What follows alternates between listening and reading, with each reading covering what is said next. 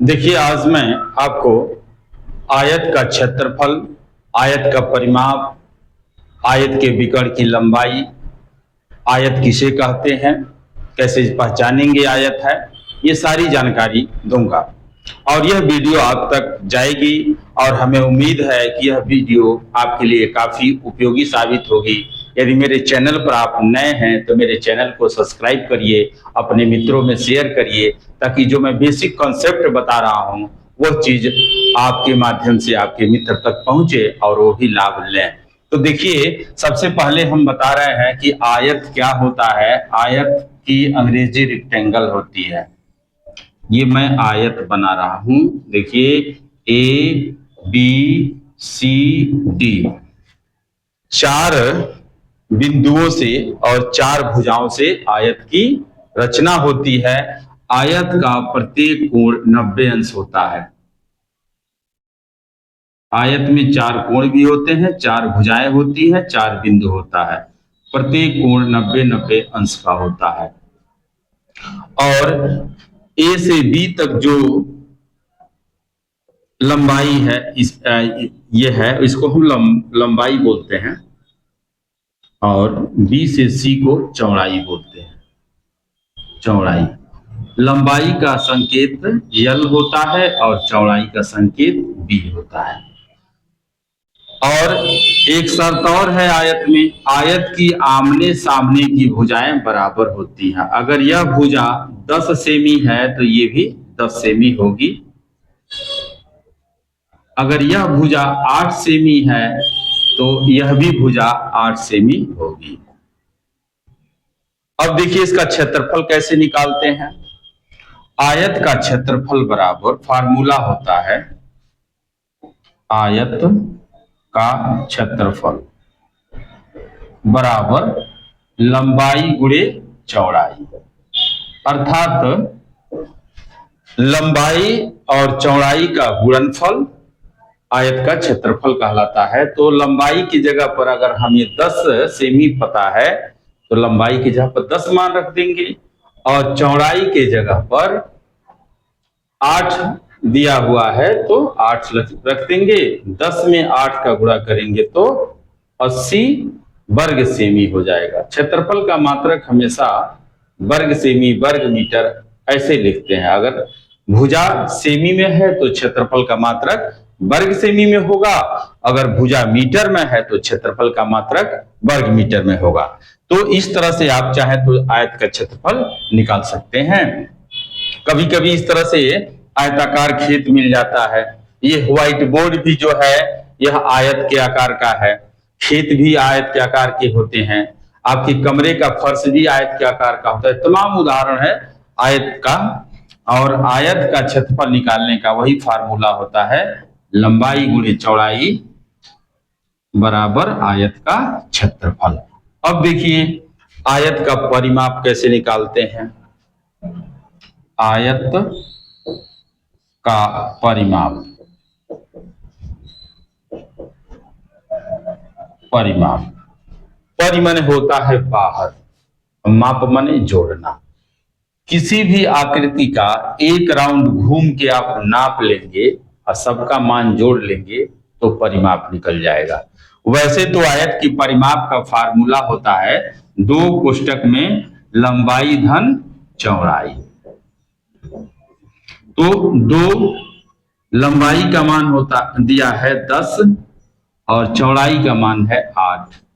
तो 10 और 8 18, कोष्टक के बाहर 2 है, गुणे का चिन्ह होता है, तो 10 और 8 जोड़ देंगे 18 होगा। 18 में 2 का गुणा करेंगे तो 36 सेमी होगा। चूंकि यह परिमाप नाप रहे हैं इसलिए इसका मात्रक सेमी में लिखते हैं। अगर लंबाई चौड़ाई मीटर में दिया रहेगा तो परिमाप का मात्रक मीटर में लिखेंगे। और अगर फार्मूला आपको नहीं याद है, किसी भी आकृति का परिमाप, परि माने बाहर, ये बात ध्यान रखिएगा, परि माने बाहर, माप माने मापना।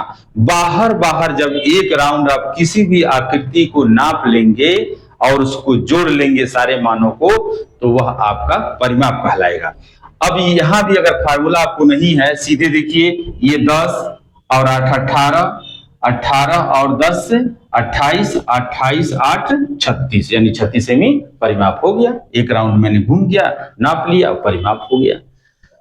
देखिए, बहुत से स्टूडेंट कहते हैं कि ये क्षेत्रफल निकालना बहुत कठिन है। कोई कठिन नहीं है, बशर्ते इसका फार्मूला याद होना चाहिए और चित्र, जो भी चित्र दिया है उसकी पहचान क्लियर कट आपको होनी चाहिए, इसके लक्षण भी जानने चाहिए। अब तो छोटे क्लासों में ही यह शुरुआत हो जा रही है। छोटे क्लास के ही बच्चों को आयत का चित्र, वर्ग का चित्र, त्रिभुज का चित्र, ये सब दिया जा रहा है पहचानने को। बच्चे पहचान भी रहे हैं, तो इसमें कहीं आपको कंफ्यूजन नहीं होनी चाहिए। इसका लक्षण जब आयत का पहचान लेंगे कि आयत है, तो आयत वाला फार्मूला लगा करके उसका क्षेत्रफल और परिमाप दोनों निकाल सकते हैं। एक चीज की और मैं चर्चा करूं इस प्रश्न में, देखिए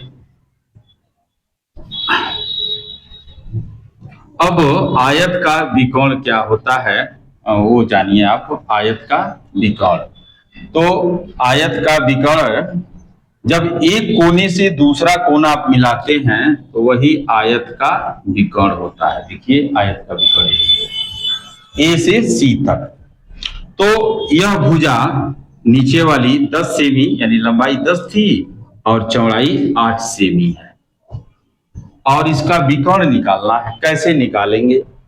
तो आप देख रहे हैं कि यह जो मैंने फिर रिपीट कर रहा हूं मार्कर से, देखिए मैं डार्क कर रहा हूं, ये समझें इसको। ये डार्क कर रहा हूं, यह त्रिभुज बन गया। और कौन सा त्रिभुज बना? समकोण त्रिभुज, क्योंकि एक कोण यहां पर 90 अंश है। यह समकोण त्रिभुज बन गया, तो समकोण त्रिभुज में यह लंब हो जाएगा और यह नीचे वाला पोर्शन आधार हो जाएगा, और ये तिरछी जो लंबाई है यह कर्ण होती है, कर्ण, हाइपोटेनस। तो अब अगर त्रिभुज में यह कर्ण बोलेगा और आयत में यह विकर्ण बोलेगा, तो विकर्ण की लंबाई अगर निकालना होगा तो वही पाइथागोरस प्रमेय लगाएंगे। विकर्ण की लंबाई पाइथागोरस प्रमेय के अनुसार कर्ण बराबर क्या होता है? लंब का वर्ग धन आधार का वर्ग। तो लंब का वर्ग प्लस आधार का वर्ग, आधार का वर्ग। लंब दिया है